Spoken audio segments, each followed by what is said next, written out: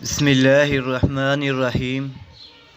کیا ہم اللہ تعالیٰ کی ذات کے لیے جمع یا صیغہ کا لفظ استعمال کر سکتے ہیں؟ آئیں توجہ فرمائیں۔ اکثر و بیشتر دیکھا ہے کہ خصوصی طور پر بات کرتے ہوئے اور عموماً طور پر لکھتے ہوئے ہم احتراماً اللہ تعالیٰ کے لیے جمع کا صیغہ استعمال کرتے ہوئے کہتے ہیں اور لکھتے ہیں کہ اللہ تعالیٰ فرماتے ہیں، حالانکہ یہ لفظ درست نہیں ہے، جو کہ بالکل غلط اور قرآن و حدیث کے عین خلاف ہے۔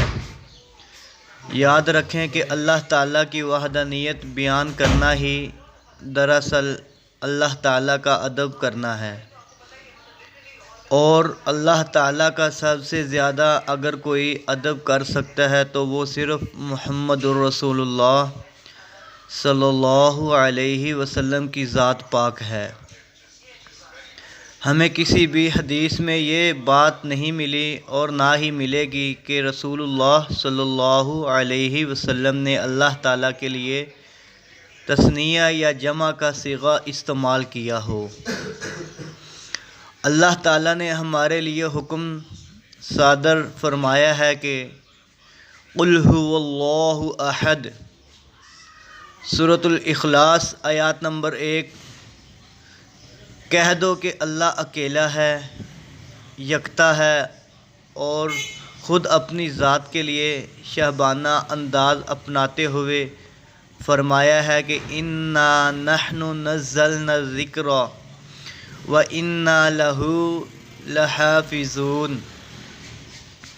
بے شک ہم نے ہی ذکر قرآن نازل فرمایا ہے اور ہم ہی اس کی حفاظت کرنے والے ہیں۔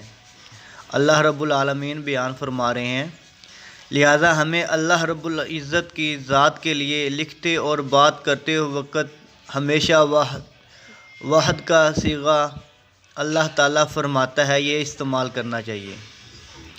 اللہ تعالیٰ فرماتا ہے ہی استعمال کرنا چاہیے، اور یہی سب سے بڑا ادب و احترام ہے۔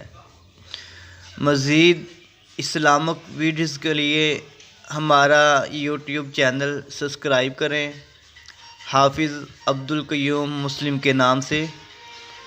نیکسٹ ویڈیو کا انتظار فرمائیں۔ جزاکم اللہ خیرا۔